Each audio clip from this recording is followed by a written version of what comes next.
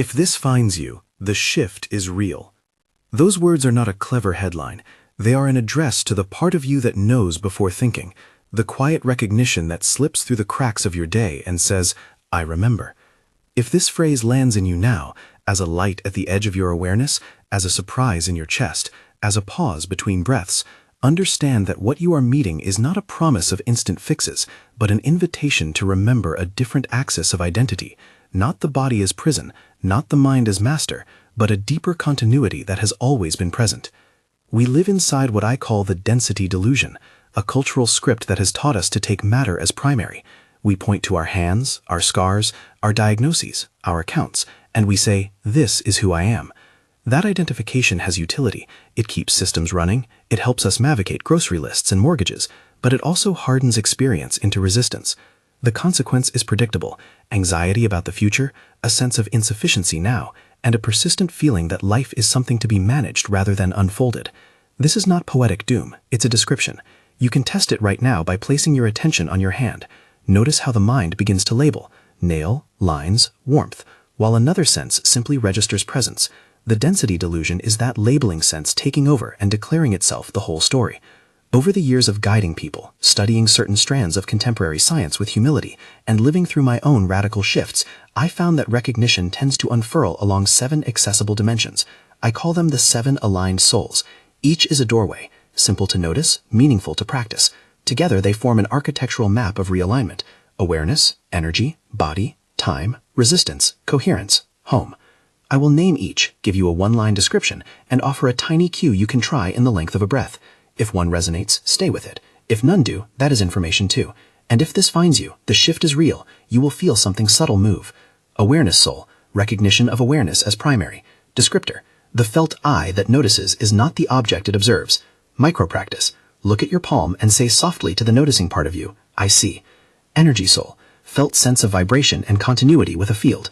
Descriptor, under the surface of form there is movement and resonance. Micro-practice, place your hand above your heart and sense a subtle motion, like a tide. Body soul, body as instrument and communicator. Descriptor, the body is not the enemy, it is a sensitive reader of field and story.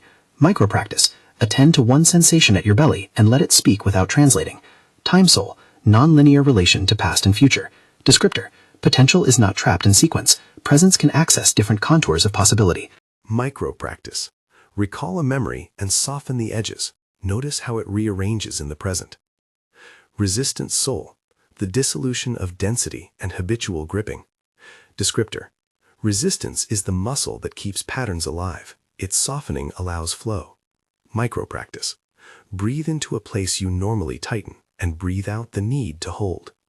Coherence soul, energetic alignment producing synchrony and flow. Descriptor, when parts harmonize, life organizes itself with less effort. Micro-practice, name one small intention and feel how it sits in your field. Home soul, integration and stabilization, living from recognition. Descriptor, a settled anchor in who you are beyond circumstance. Micro-practice, speak a short inner declaration, I am here, and notice its tone. If one of these landed, even as curiosity, I invite you to mark it with a small gesture, a finger to your wrist, a breath held softly, and if this spoke to you at all, drop a comment below with, it found me. That small act connects us. It is a sign that more of us are remembering together. Now, let me slow down and take the first 3 of those souls a touch farther, not to make theory, but to offer something you can feel. Awareness soul. The first misdirection I had to unlearn was mistaking the knower for the known. For decades, I thought the stream of thoughts, anxieties, and self-images were me. The shift that changed everything was simple and immediate. One morning, in the half-light while making coffee, I noticed the thinking, and with an almost embarrassed clarity, realized something else was noticing the thinking. That noticing had a quality of open space, steady and quiet, not located in a particular organ. It was not a phenomenon among others. It was the background of phenomena. Try this briefly. Look at the gap between 2 thoughts, not to chase silence, but to notice the scene maker. There is a steadiness there, a witnessing quality that does not need to defend itself. When that steadiness gets a name in your system, a lot of the smaller storms stop claiming your selfhood. People often describe this as coming home to oneself, but what I find is more precise. It's coming home to the function of noticing itself. Energy soul. Alongside awareness, there's a felt sense that people call energy. I use that term carefully. By energy, I mean a palpable movement or tone, warmth, vibration, pressure that seems continuous beyond the skin. As a metaphor, it borrows from several disciplines: subtle body traditions, contemporary language about electromagnetic fields, and the plain observation that living systems exhibit patterns and resonance. You can test this in a micro way.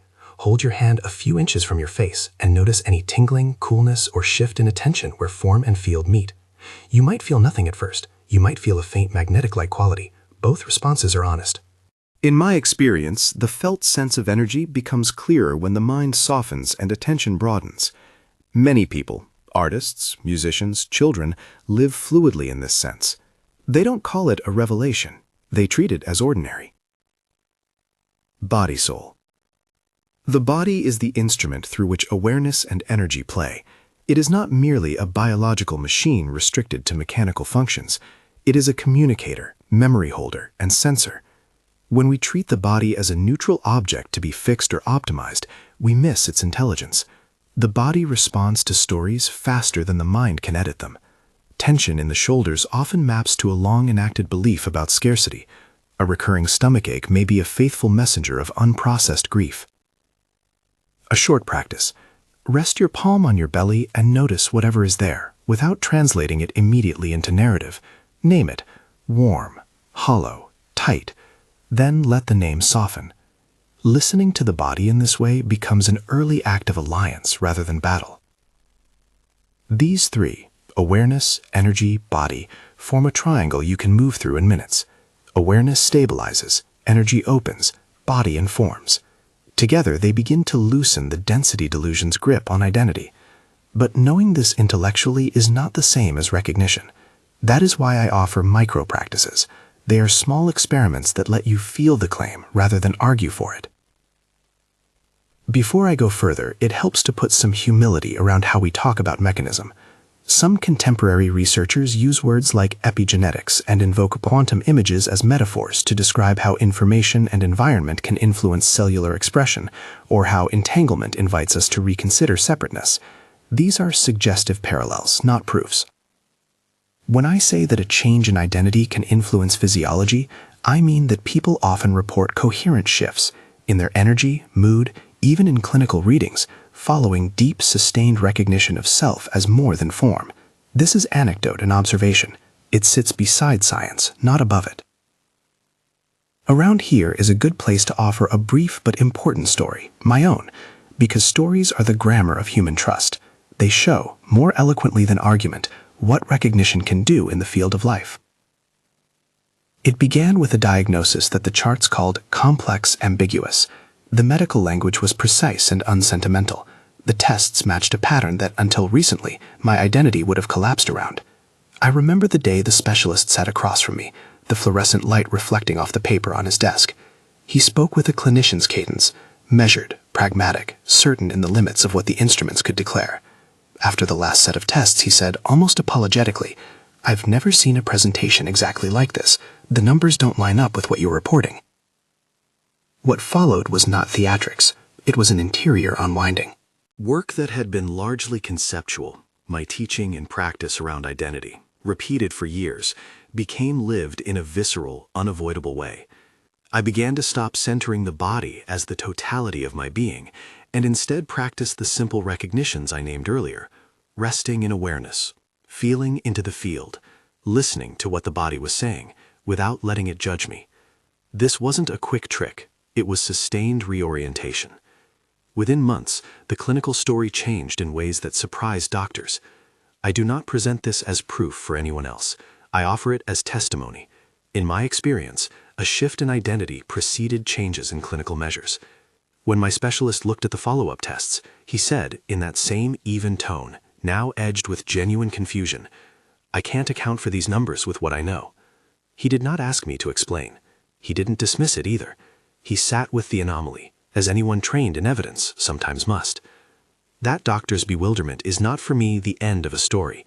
It is a hinge, a moment where an interior process met exterior data and invited humility from both sides. It is also a reminder of boundaries. I do not claim causality. I do not advise others to abandon medical care or make decisions solely on anecdote. What I offer is a witness to possibility and an encouragement to hold experience and institution in a respectful tension. After that clinical surprise, the work accelerated. People around me, friends, students, colleagues, started reporting changes that seemed correlated with shifts in identification. Not miraculous instant relief usually, more the arrival of subtle reorganization. Sleep that shifted from fragmented to deeper cycles, old compulsions losing their grip, relationships that had been frictional smoothing into attunement. Again, each of these reports sits as testimony, not guarantee. This pattern, small but significant changes following a shift of identity, is where the middle souls become crucial. They are the places where recognition translates into lived effect. Time soul. Most of us live inside a narrow, linear map of time, past here, future there, present squeezed in between. Recognition loosens that map. The time soul is about access to potentials that are not strictly sequential. It's not prophecy, it's a felt intimacy with possibility.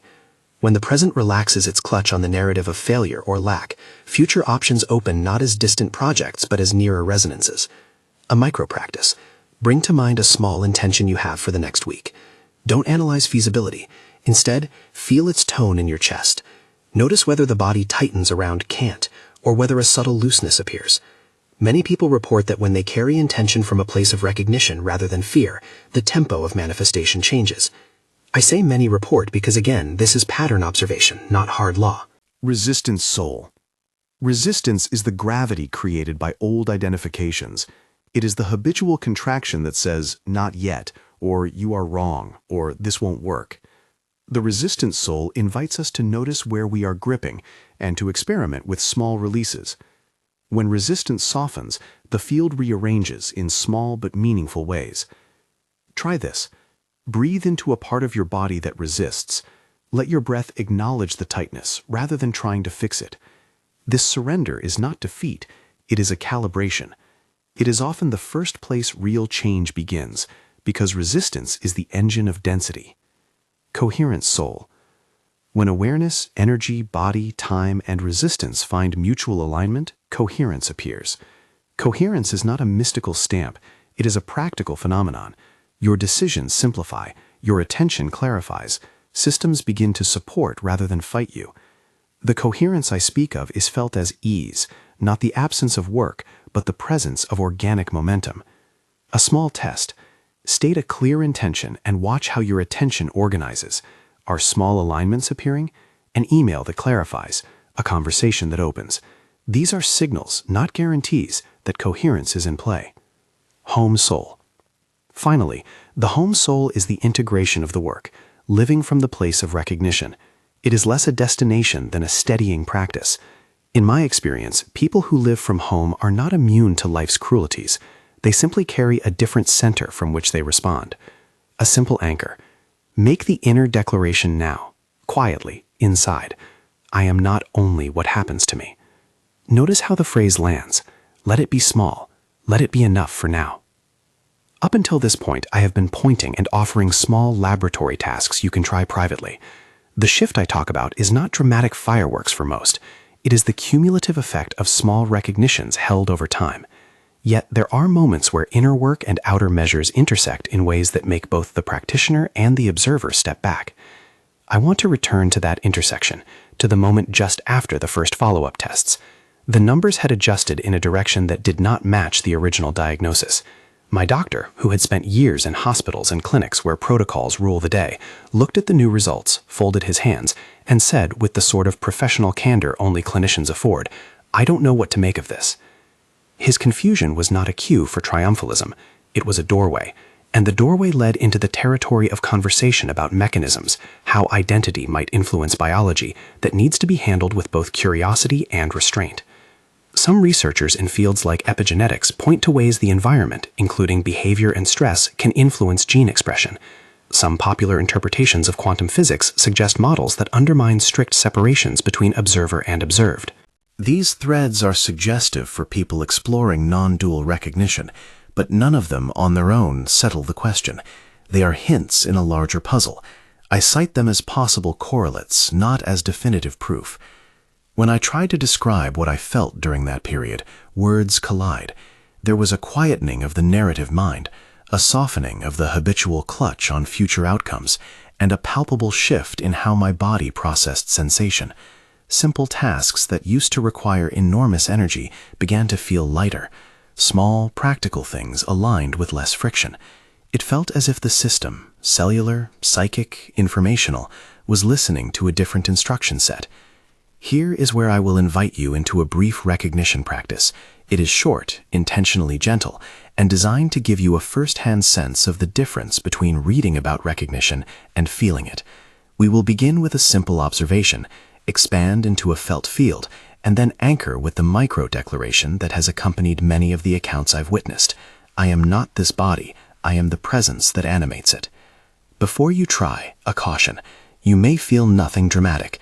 You may feel something ephemeral and quiet. Both are valid. The point is to notice, not to manufacture results. If you are in a space where attention to sensation is difficult, if you are overwhelmed, in crisis, or in immediate need, this is not a substitution for care. It is a small experiment. Now, prepare to try. Look at your hand. Really look. Notice the lines, the warmth, the texture. Let the mind point and label, and let the noticing part of you observe the labeling. After a breath, shift your attention to the space behind the labels, the simple capacity to notice. Notice how that capacity does not need to cling to the hand to be present. Breathe into that. Feel into the area above your heart. Sense any subtle motion, tone, or temperature. If you notice nothing, simply notice that nothing is noticed. If you notice something, name it briefly in your head.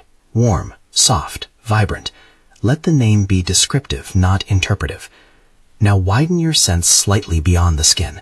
You might sense a field around the body, an extension of the inner tone into a small radius. This is not to make grand claims about non-locality. It is to invite a simple felt experiment, whether your experience has edges and whether those edges feel porous. Bring a short declaration into your inner voice. I am not this body. I am the presence that animates it. Speak it once, quietly, as if to yourself. Notice any change, a lightening, a compression, a release. If nothing shifts, notice that too. Let the practice remain curiosity-driven. Hold that for one more breath, and then rest. See what is different, if anything, in the taste of your moment. If this finds you, and something shifts, even slightly, you have entered contact with the pattern I have been describing. Sometimes the first notice is only a tremor. Other times it deepens with repeated attention over days and weeks. The invitation is to test with humility, not to demand transformation.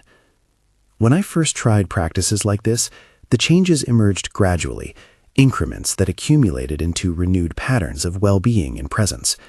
The clinical follow-ups I mentioned earlier seemed to reflect something of that process. The doctor's baffled observation became less of a story of proof and more of a witness to an interface between inner work and outer measurement. As I sat with that bewilderment, I found that narratives began to rearrange. People who had been stuck in trapped identities started to report less friction in relationships, clearer decisions, and a surprising reduction in chronic anxiety. Children I knew, unencumbered by the density script we adults inherit, moved naturally between awareness and action. In them, I saw how the home soul can feel ordinary. At this point, I want to share one small but revealing exchange. A participant in a group I was leading wrote to me after a month of practicing the micro-recognitions.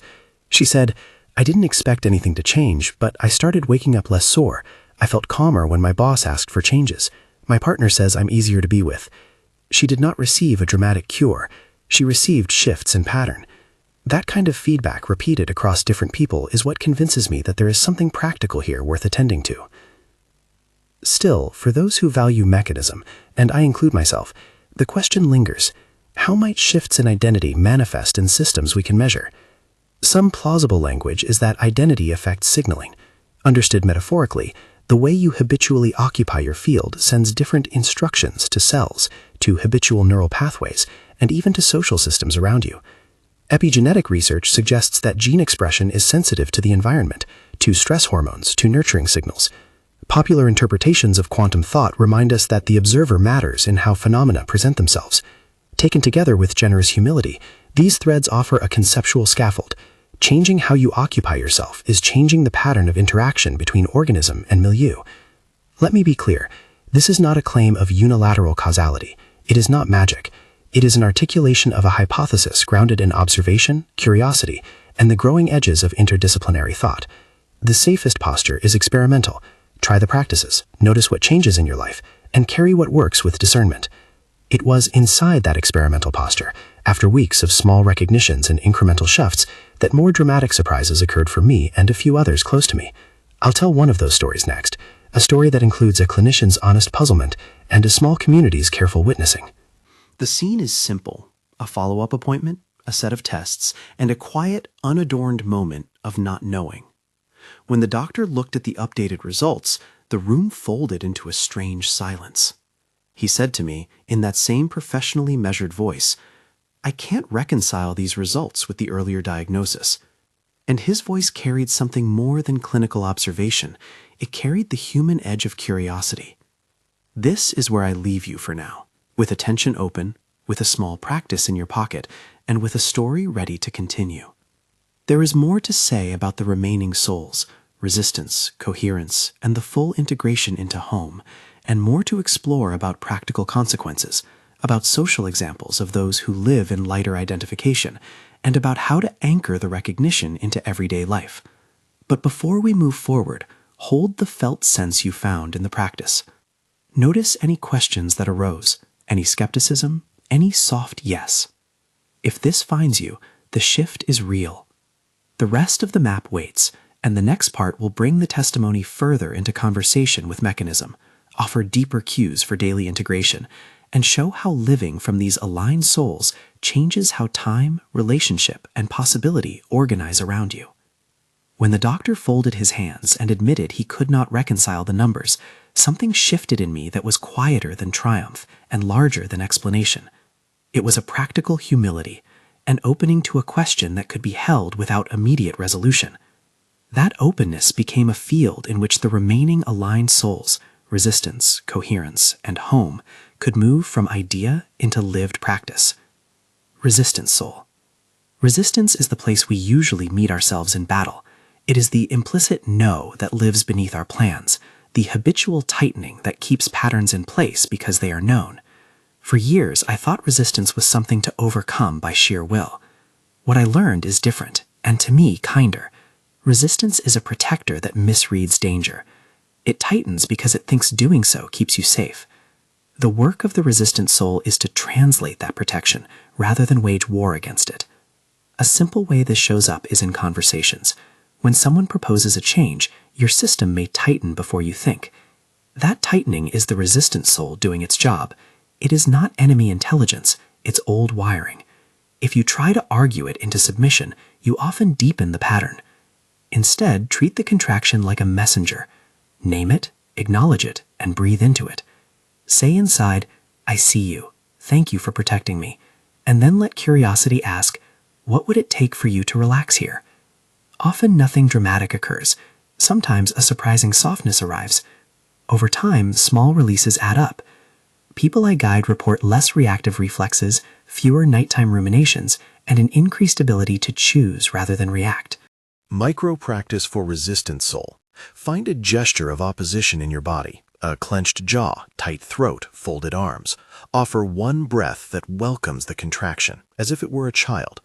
Notice whether the posture eases even a fraction. That fraction is the beginning of a new habit. Coherent soul. When resistance softens, coherence becomes visible. Coherence is not mysticism, it's emergent organization. Think of it like tuning an orchestra. When the instruments stop fighting each other and find a shared pitch, a piece of music emerges that was previously impossible. In human terms, coherence looks like clearer choices, less friction in relationships, and an unfolding sense of support you didn't manufacture by force. In my experience, coherence often arrives through repeated small recognitions, saying privately, "I am not only what happens to me," and then living a choice from that place recalibrates the system. You don't have to overhaul your life overnight. You simply test, choose one small thing differently, and see what responds. A coherent field tends to attract simpler solutions. An email arrives that clarifies. A conversation shifts tone. a misdirected energy finds its channel. Micro-practice for coherent soul. Pick one modest intention for the next day, a call to make, an email to send, a moment of presence with someone. Hold that intention briefly from the seat of awareness, the noticing part. Feel it as a tone rather than a demand, and then release attachment to outcome. Watch what organizes itself in the following 24 hours. Home soul. Home is not a final static endpoint. It is an ongoing habitation, living from recognition rather than reaction. The home soul is the daily integration that makes practices available under pressure.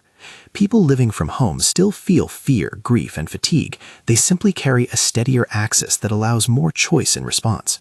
For me, home showed up in simple, ordinary scenes: a difficult conversation held with gentleness, a late-night worry that passed without hijacking sleep, a small kindness offered without the drain of calculation.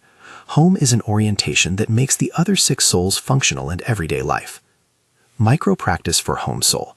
Make a very short inner phrase, not theatrical, just true, such as, "I am present now." Repeat it quietly 3 times during a natural pause in your day. Notice whether your tone of attention shifts. That shift is the beginning of habitation. Mechanism, a humble bridge between inner and outer. People often ask me, but how does this translate into measurable change? We stand at the edge of several suggestive bodies of knowledge: stress physiology, epigenetics, psychosomatic medicine, and certain popular interpretations of quantum theory that together invite thoughtful speculation. The cautious bridge we can build is this: the way you occupy your own field changes patterns of signaling. Those signals can be chemical, hormones, electrical, neural patterns, and social, behavioral interaction. Over time, altered signaling changes how systems express themselves. Epigenetics offers one gently useful metaphor. Genes are not destiny switches, but respond to a milieu of signals. Stress hormones, nurturing signals, sleep patterns, all of these can shift gene expression in measurable ways. Saying that identity affects biology is shorthand for saying that sustained shifts in interior occupation often lead to different patterns of signaling, which in turn can correlate with different biological expressions. Popular quantum metaphors remind us that the observer matters to the phenomenon observed.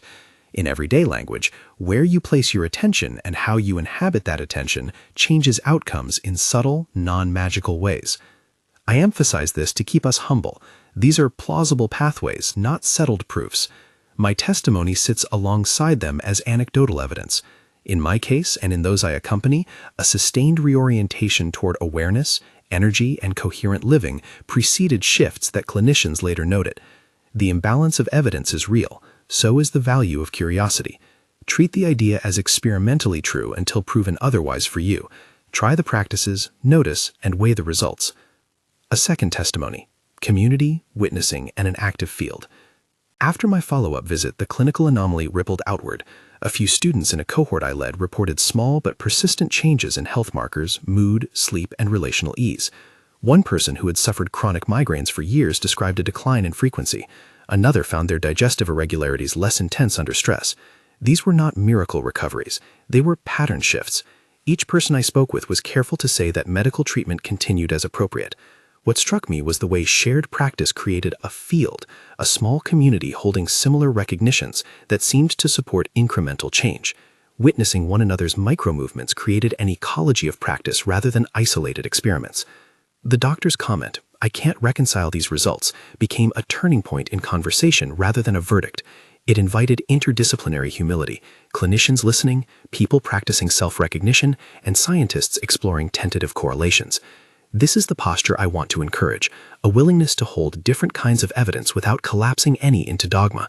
Live experiments are powerful precisely because they respect both inner data, what shifts in your felt sense, and outer data, clinical readings, relational shifts, without forcing one to cancel the other. Social examples. The people who move differently. There are figures you already know who embody aspects of these aligned souls without dramatics. An artist who gets lost in a process and returns less anxious. A parent who regains spaciousness and responds to conflict with curiosity rather than reactivity. A technician who, after learning to breathe into stress, finds tasks require less ego-driven correction. Children are perhaps the clearest example. They don't yet carry the density script adults develop. They move in and out of attention, energy, and action with an ease many of us have called back in practice. Observing them is a live demonstration that lighter identification is possible. I also think of people who appear externally successful but inwardly dysynchronized. They have achievements and yet operate from a contracted center. The differences are not moral judgments, they are energetic facts. Living from recognition organizes attention and choices differently. It doesn't guarantee a smooth life, but it does alter the arithmetic of friction versus flow. Deeper guided recognition, a longer practice to test the waters. Earlier, I offered a short micro-practice. Now I'll offer a slightly longer recognition you can try when you have a few uninterrupted minutes. This is still gentle, still invitational, and still non-prescriptive. It is designed to let you feel how the 7 souls interact in a single movement. Find a seat where you can be for 5 minutes without obligation. Settle with the attitude of a curious scientist, not an eager believer. Begin by looking at your hand. Acknowledge its shape, texture, temperature. Allow the mind to name what it sees. Notice the part of you that notices. Shift to awareness soul. Soften the focus and rest attention on the backcloth of noticing itself. Allow that witnessing quality to be quiet company. You are not trying to empty the mind. You are simply letting the noticing function be visible. Shift to energy soul. Move your attention into a felt sense just beneath the naming. Scan the chest and the hands for tone or movement. You might feel warmth, tension, or a barely there vibration. If nothing emerges, notice that nothing emerges. Let this be data, not disappointment. Shift to body soul. Rest a hand on your belly. Feel the rise and fall of breath, the subtle pressures, the particulars of inside. Name one sensation in one word: soft, tight, cool. Let the word be an observation rather than a diagnosis. Shift to time soul. Bring to mind a modest unfolding you hope for in the near future. Hold it as a tone in the chest rather than a to-do list. Notice whether time feels thick or porous. Breathe into the sense of possibility rather than urgency. Shift to resistance soul. Notice any contraction that arises around that future intention. Breathe into the tight place and offer it acknowledgement. See if it relaxes even slightly. Shift to coherence soul. Sense whether these parts, awareness, energy, body, time, and the place of resistance, can hold together for a moment. In that holding, notice whether an impulse toward a small practical step becomes clearer. You don't have to act now. Simply notice clarity if it appears. Shift to home soul. Say inwardly the short declaration you carry: I am not this body, I am the presence that animates it. Say it once more, softer, as if to a friend. Notice how the phrase lands. Let whatever arises be valid. Rest in silence for a breath or two. Notice whether anything feels different. The tone of the chest, the horizon of attention, a small lightening in the jaw. End with a soft, practical question. What is one small thing I can do now that honors this recognition? You might choose to drink water, send a brief message, or simply stand and stretch. Let that small action be a test, not a dogma. Consequences: what shifts in daily life? If you practice and notice shifts, what tends to follow? People commonly report several kinds of changes. Reduced background anxiety. The habitual hum of worry becomes less dominant because the seed of identity is broader than the rumor of danger. Fluidity in decisions. Choices feel less like battles and more like clarifying acts. Friction reduces because attention organizes differently. Changes in relationships. When you respond from a steadier center, others often reflect that steadiness. Friction softens, not because problems vanish, but because the energy around them shifts. Altered relationship to time. The future becomes a field to influence rather than a threat to be defended against. The present deepens without losing practical orientation. Small somatic shifts. Improved sleep depth, fewer muscular contractions, subtle shifts in digestion or pain. These are not promised cures. They are among the repeated patterns I have witnessed. Remember the qualification. These are patterns observed, not guarantees. Your context matters. Chronic illness, trauma, socioeconomic stress, these shape outcomes. The work of recognition does not replace systemic care or social supports. It is an internal technology you can practice alongside other forms of help. Practical integration, making the work ordinary. Integration is the hard, beautiful part. How do you take moments of recognition and make them available during the stress of life?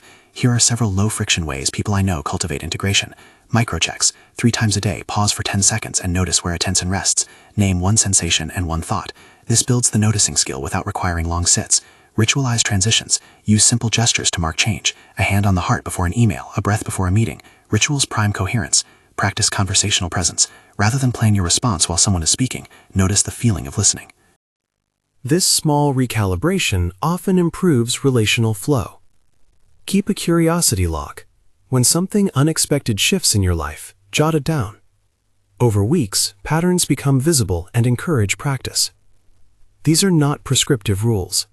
They are experiments you can adapt. The key is repetition without force. Small acts repeated become habits that favor alignment. A final personal reflection on authority and humility. I have spoken from a place of practice and witness, not from an ivory tower of proof. The oddity of my clinical story is not leverage to demand belief. It is a reason to stay curious. Authority, in this work, comes from the quality of attention you bring to your own experience, and from the humility to hold what you notice as provisional. When clinicians expressed confusion, they did not become less credible to me, they became more human. Their surprise invited a respectful conversation between two ways of knowing. I believe the healthiest posture is to carry both seriousness and openness, to use practices consistently, to observe, and to let evidence accumulate in your life without hurrying it into grand narratives. If this finds you, the phrase as an ongoing practice. We began with the phrase, if this finds you, the shift is real. Use it now as a gentle gate, not as a test to pass, but as an address to the awake part of you. When a subtle recognition appears, you can silently say, if this finds me, the shift is real. And let that sentence be a soft ledger, a way of acknowledging that inner changes are meaningful, regardless of how quickly outer metrics respond. A final declaration and anchor. Before we close, return once more to your body. Place your hand where it feels comforting. Take one full breath. Softly, inwardly, speak the declaration again. I am not this body, I am the presence that animates it. Then add, if it feels true, the home line, I am here. Let these words sit for a moment. Notice any subtle recalibration. If this finds you, the shift is real. That is not a promise of immediate transformation, nor is it a dismissal of the hard realities you face. It is an invitation to test, to practice, and to live with both patience and curiosity. If this message landed for you even in the small way, leave a comment with, it found me. That simple note is a sign you are not alone in noticing. If you want more guided practices like the one you just did, subscribe to this channel so we can create a space for steady experiments together. There is a map here, but the map matters only insofar as it invites you into living the territory. Walk forward with an open hand and a soft gaze.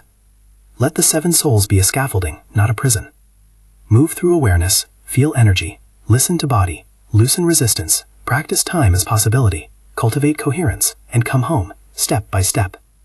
If this finds you, it is not the end of the story. It is the door through which recognition begins to rearrange how you live.